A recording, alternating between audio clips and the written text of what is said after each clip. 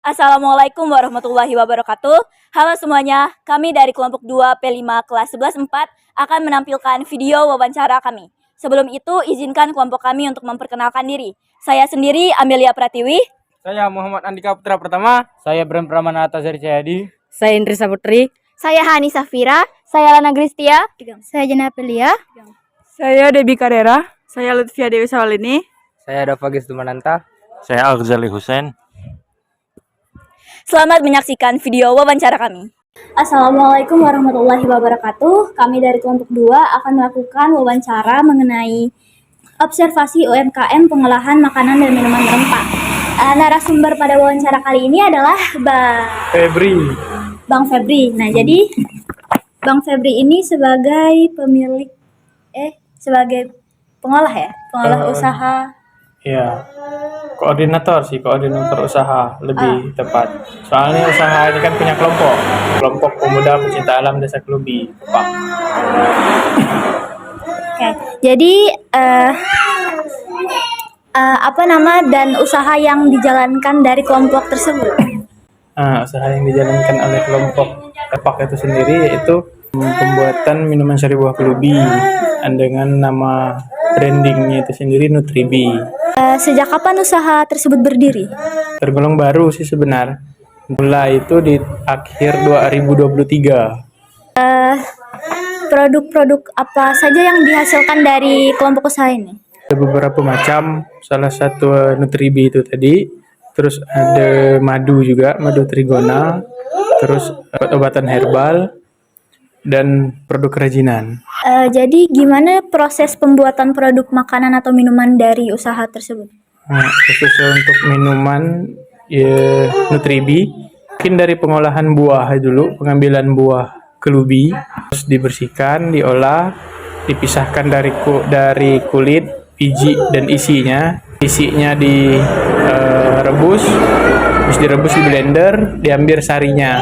Nah, sari inilah nanti yang ditambahkan komposisi lain seperti air, gula, sedikit garam, dan untuk varian rasa yang rempah ditambahkan serai sama jahe.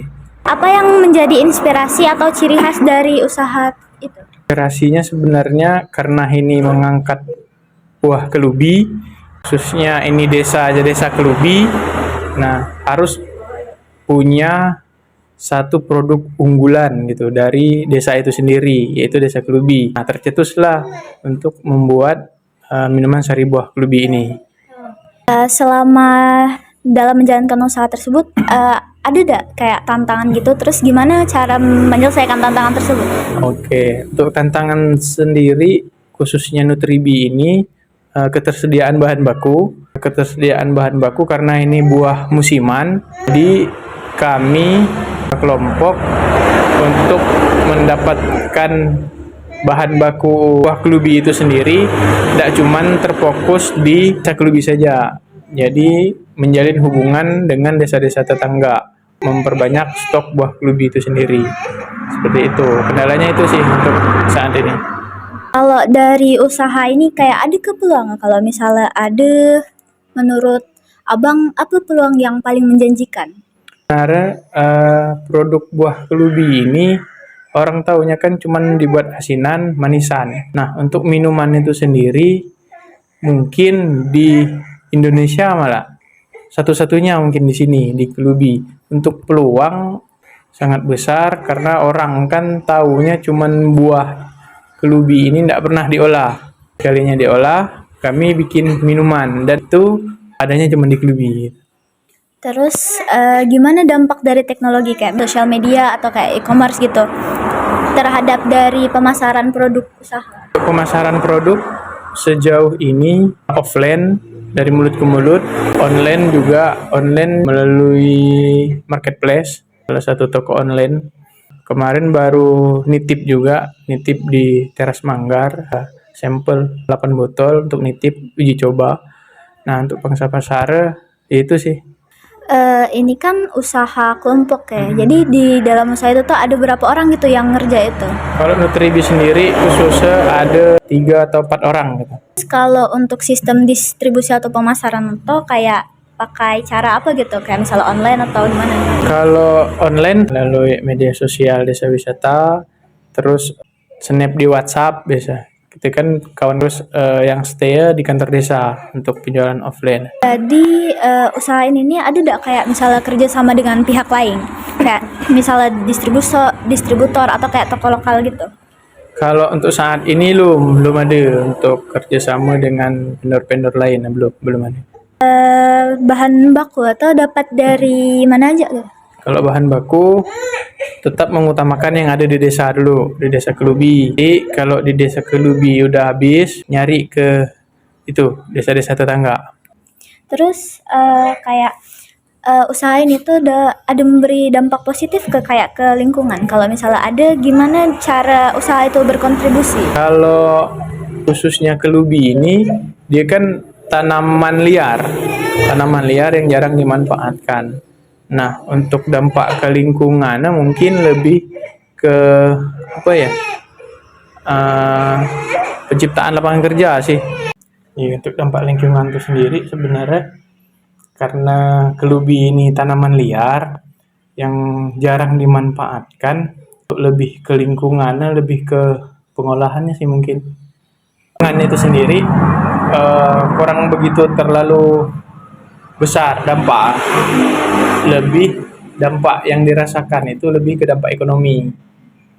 Kalau lingkungan sendiri kan karena memang limbahnya juga tidak terlalu besar, pemanfaatan buahnya ini hampir seluruh bisa dimanfaatkan kan.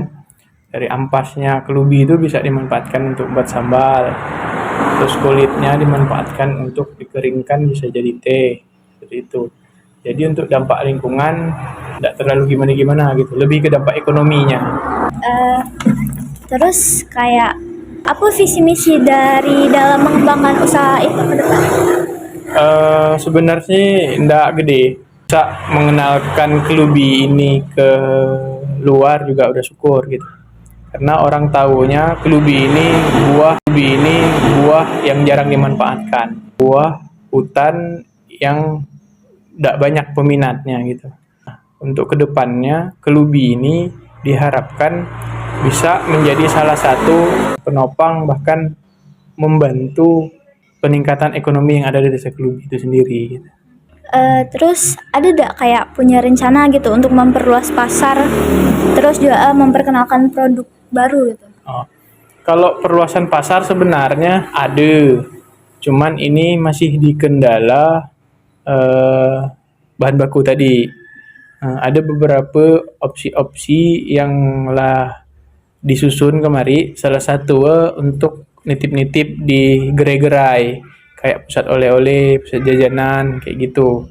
Cuman takutnya nanti kalau persiapan tidak matang, persiapan bahan bakunya kurang, kita tidak bisa continue untuk nyuplai ya, takutnya itu. Ada nggak kayak harapan itu terhadap dukungan pemerintah atau masyarakat gitu untuk ngembangin usaha ini? Iya, untuk dukungan harapannya, untuk dukungan masyarakat khusus desa Kelubi, tanaman kelubi ini kalau bisa jangan